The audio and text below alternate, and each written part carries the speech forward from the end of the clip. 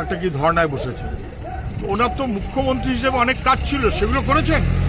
উনি বলেছিলেন আমার প্রাণ থাকতে এসআইআর নয়, ওনার প্রাণও আছে, এসআইআরও চলছে, সে উত্তর উনি দেবেন। ফলে উনি কখন কি বলেন তার উপর কিছু নির্ভর করে না, উনি রাজ্যের মুখ্যমন্ত্রী।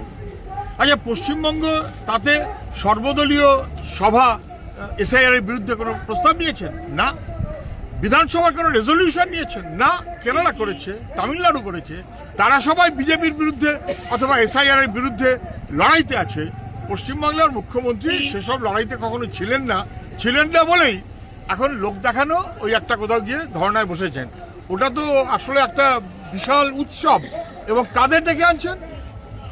যাদেরকে সরিয়ে দিয়ে মুখ্যমন্ত্রী হয়েছিলেন, যাদের সাহায্য নিয়ে মুখ্যমন্ত্রী হয়েছিলেন গত 14 বছরে, তাদের কথা মনে পড়েনি। আজকে মুখ্যমন্ত্রীর মুখটা কাদায় লেবড়ে গেছে, ওই মুখটা কেউ আর চাইছে না। এখন সেই কারণে আবার পুরনোদের ফেরত আনার চেষ্টা করছেন, লাভ হবে।